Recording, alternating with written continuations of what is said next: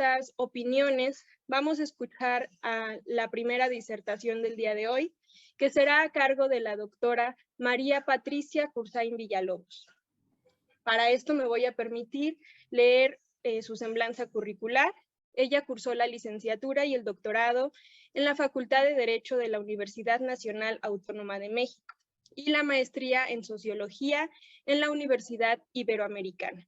Ha cursado diplomados de la OIT en Turín y Bolonia para expertos en relaciones laborales y en la Universidad Attila József, Hungría, y los diplomados 1 y 2 de la Universidad Internacional para la Enseñanza del Derecho Comparado en México y en Estrasburgo, Francia. Ha impartido cátedra desde 1968 en Derecho del Trabajo y de la Seguridad Social en la Facultad de Derecho de la UNAM y otras instituciones de educación superior a nivel licenciatura y posgrado. Fue asesora externa de OIT México, ha participado en múltiples congresos, seminarios, foros, diplomados y cursos a nivel nacional e internacional. Fue consejera de la Comisión Nacional de Derechos Humanos de 2002 a 2012, cofundadora de la Sociedad Mexicana de Derecho del Trabajo y de la Seguridad Social, la cual presidió de 2010 a 2015. Es miembro de número de la Academia Iberoamericana de Derecho del Trabajo y de Seguridad Social, de la cual hoy es vicepresidenta segunda. Es miembro activo de la Barra Mexicana, Colegio de Abogados, de la que formó parte de su comité directivo en 2 periodos y actualmente es miembro de la Junta de Honor. Se inició en la investigación como auxiliar en el Instituto de Derecho Comparado de 1965 a 1970. Se desempeñó en otras actividades profesionales y en 1993 reingresó al Instituto de Investigaciones Jurídicas UNAM como investigadora de tiempo completo. El Sistema Nacional de Investigadores la reconoce en el nivel 3 desde 2012. Fungió como jefa de la División de Estudios de Posgrado de la Facultad de Derecho UNAM en el periodo marzo de 2012 a mayo de 2014, cuando fue designada por el Senado de la República como comisionada del Instituto Nacional de Transparencia, Acceso a la Información y Protección de Datos Personales, INAI, por 6 años, gestión que desempeñó con licencia sin goce de sueldo, con la impartición de clases en la FD y la dirección de la Revista Latinoamericana de Derecho Social, que fundó en 2005 y edita el mismo instituto. La revista es reconocida por CONACYT y por los mejores índices nacionales e internacionales. Ha publicado obra individual y colectiva desde 1970 a la fecha. Libros, artículos en revistas especializadas, prólogos, reseñas, voces en diccionarios jurídicos, en publicaciones nacionales y extranjeras. Autora desde 2003 de las monografías de Derecho del Trabajo y Seguridad Social que publica la Enciclopedia Internacional Clowers. Ha recibido varias distinciones de la UNAM, siendo el último el Premio de Jurisprudencia de la Barra Mexicana de Abogados 2020. Es miembro fundadora de la Sociedad Mexicana del Derecho del Trabajo y la Seguridad Social y miembro fundadora del Claustro de Doctores en Derecho de la Facultad de Derecho de la Universidad Autónoma de México. Sin más preámbulo, doctora, bienvenida. Bien, muchísimas gracias. Te agradezco mucho esta presentación tan grande. En realidad estamos con poco tiempo. De haber sabido hubiera sido mucho más limitado, pero te agradezco mucho. Saludo muchísimo a todos los compañeros de este foro y desde luego una extensa felicitación para los integrantes de México Justo por estar preocupados por el tema de la justicia, por todos los problemas que en este momento estamos. Bueno, pues soy de las abogadas muy antiguas, tengo mucho más años, mucho más de 10 años de titulada, pues entonces ya qué más podemos decir al respecto, ¿verdad? Miren, hay un tema muy importante, o hay muchos temas muy importantes que van vinculados, que van concatenados como si se tratara de una cadena. Roto un eslabón, esa cadena pierde completamente su importancia y la funcionalidad que debe de tener. Me estoy refiriendo a temas como son los archivos, como es también el acceso a la información, la propia protección de los datos personales y desde luego el sistema y desde luego el tema de la anticorrupción. Yo digo que así como la organización de los órganos o la colegiación de todos estos grupos o de cualquiera otros grupos que puedan darse en otras áreas, tienen además el problema de que en México, no sé por qué motivo, no se da un gran éxito en los órganos colegiados. De cierta manera, en ocasiones impera el interés personal o el interés de un grupo. Suena raro, pero la sistematización, la colegiación a veces es complicada.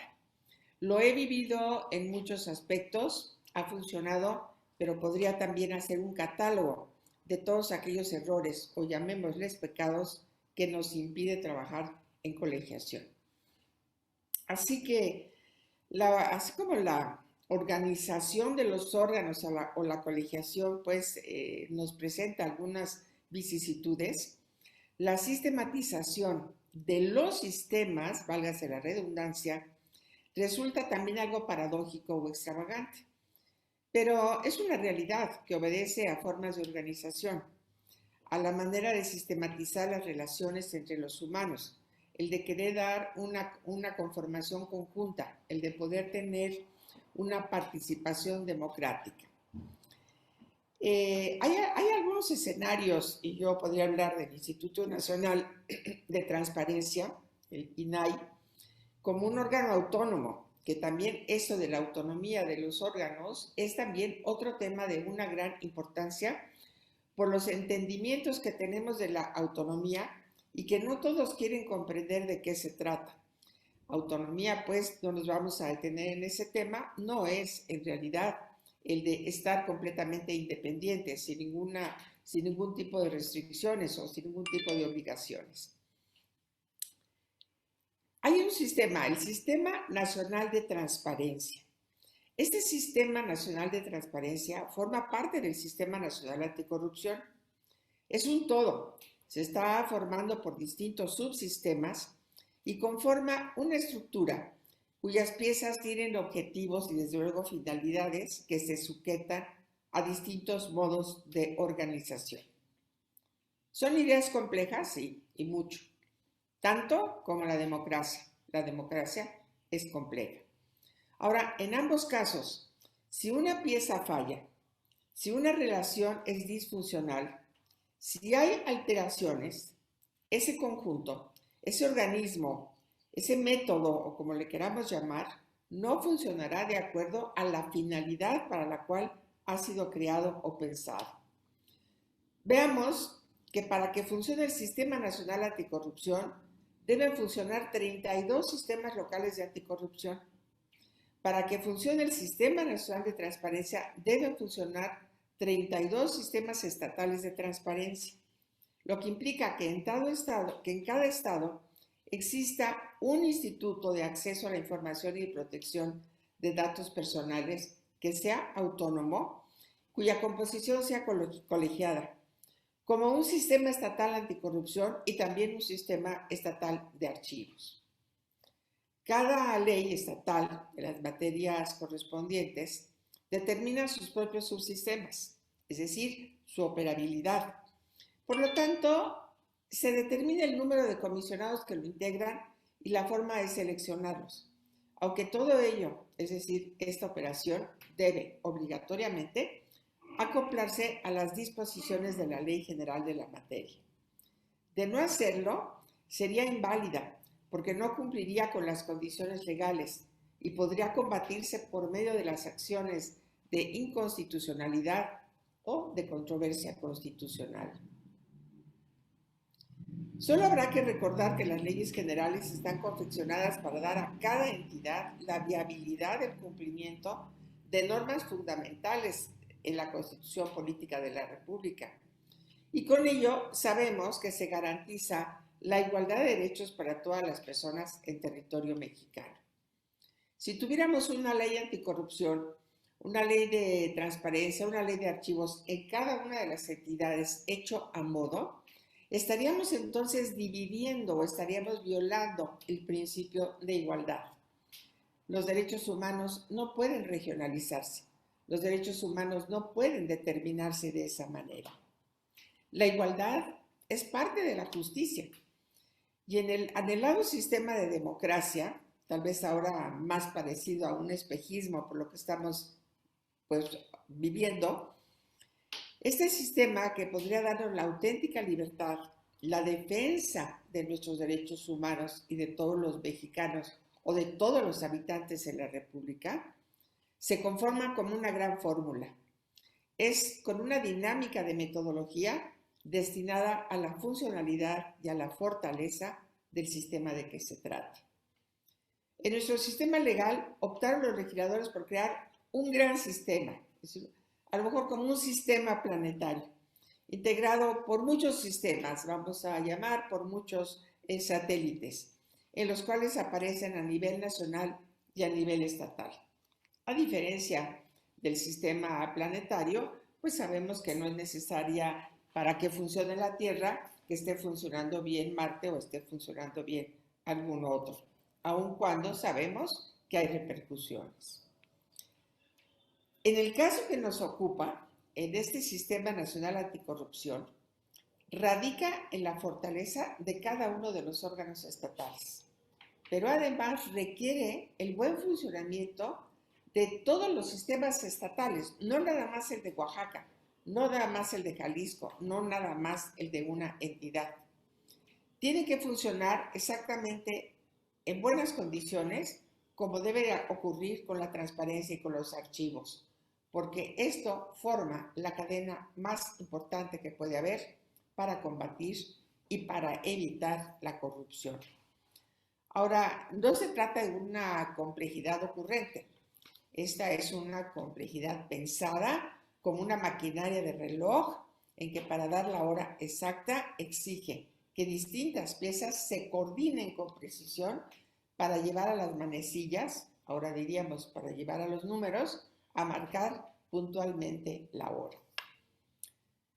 En el Sistema Nacional de Anticorrupción, tales condiciones solo funcionan cuando se atiende y se cumplen a cabalidad las disposiciones constitucionales y las leyes generales como son la transparencia y como es la Ley de Transparencia y Acceso a la Información, como es la protección de los datos personales en posesión de sujetos obligados, como es la de archivos y luego la de anticorrupción.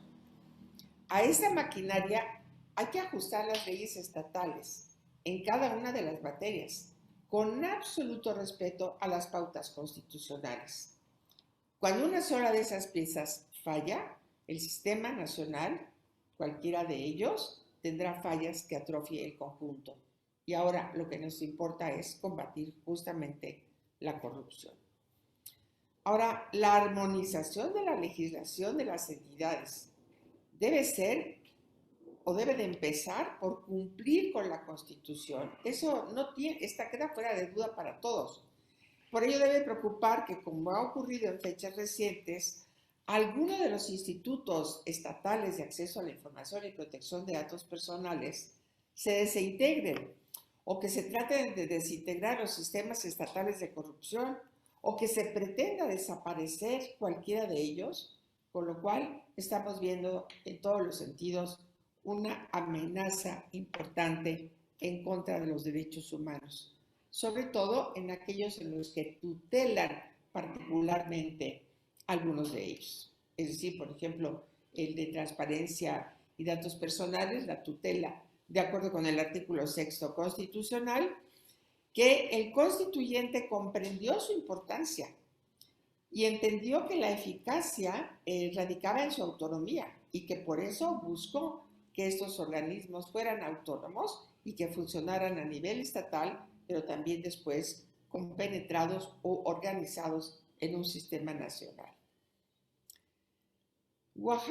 Oaxaca, como todos los demás estados, merece ese respeto que incluye la condición política. Además, Oaxaca ocupa un lugar especial por el Grupo Oaxaca, que tanto trabajó por el tema de la transparencia. Por ello, es importante destacar que el hecho de modificar la estructura de su sistema estatal de anticorrupción al disolver el Comité de Participación Ciudadana por el Congreso del Estado y crear un consejo, hace un cambio. El cambio de la palabra no es solamente un cambio gramatical, no es un cambio de redacción, por lo que debe analizarse cuál es el sentido conceptual de cada una de las palabras de comité y de consejo. Pero a ello agreguemos simplemente que los comités, por lo general, hacen recomendaciones, a diferencia de los consejos que deliberan y suelen hacer propuestas. No hay mucho que profundizar, desde luego se puede y se debe, pero si tan solo atendiéramos el texto del artículo 113 constitucional, lo leyéramos a conciencia, con toda la calma necesaria para tener la interpretación adecuada, entenderemos y podremos ver que en el mismo se determina cuál es la función.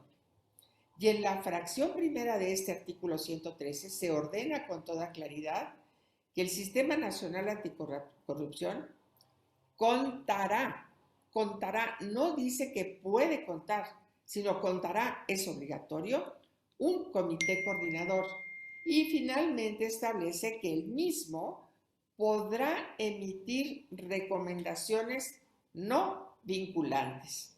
Esto es importante. Y la Ley General del Sistema Nacional Anticorrupción se refiere a la formación y al funcionamiento del Comité de Participación Ciudadana como la instancia colegiada a la que se refiere la fracción segunda del mismo artículo constitucional citado. El comité es la instancia de vinculación con organizaciones sociales y académicas, pero entre sus atribuciones solo está la de proponer al comité coordinador la emisión de recomendaciones no vinculantes. Además de ello, será a través de su participación en la comisión ejecutiva, como señala el artículo 21 en la fracción 15ª de la propia Ley General del Sistema Nacional Anticorrupción. Yo considero que la reforma que se ha hecho no constituye una reforma constitucional. Yo creo que hay una diferencia muy importante entre lo que es el comité y el consejo y que esto va a modificar, porque además está en franca contrariedad con el artículo 113 constitucional, pero también en contra de la Ley General del Sistema de Anticorrupción. ¿Por qué? Porque las leyes generales son una pauta, es decir, atendiendo a la libertad y a la soberanía de cada uno de los estados, pues lo que estamos dando es la oportunidad para que se puedan establecer las leyes acomodándolas a la condición sociopolítica, muchas veces también a la condición geográfica, muchas veces a la condición económica, en la que debemos de considerar cuando hay población indígena en su mayoría, cuando hay una población como las diferencias que tenemos en los estados, los del norte y los del sur, y una serie de circunstancias. Pero definitivamente no podemos hacer que cada estado tenga su propia configuración. Ahora, si en Oaxaca tenemos este cambio y no se hace nada, se deja que prolifere, que continúe, que se desarrolle, bueno, vamos a tener un desorden terrible cuando muchos estados están. Todas estas leyes, en su momento, el INAI las conoció, las estudiamos, las analizamos y en los momentos en que se encontró alguna debilidad o alguna contrariedad, se marcó y se señaló, inclusive para promover la inconstitucionalidad de las acciones o en su momento una controversia constitucional, dependiendo de lo que se tratara. Yo creo que es bien importante que la Suprema Corte pueda entender, como seguramente lo harán los señores ministros, la importancia que tiene esta coordinación, esta armonización que no puede de ninguna manera fallar. Yo es todo lo que tendría. Sí, déjenme agregar nada más rápidamente.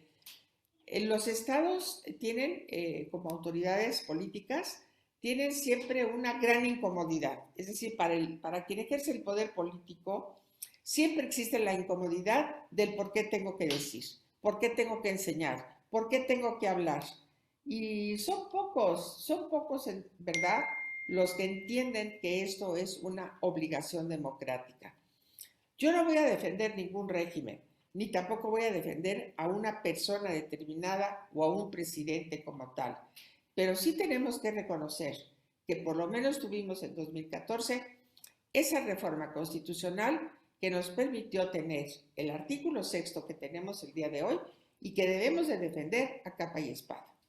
No podemos dar más pasos atrás de los que ya hemos dado. Pues por mi parte, eso es todo.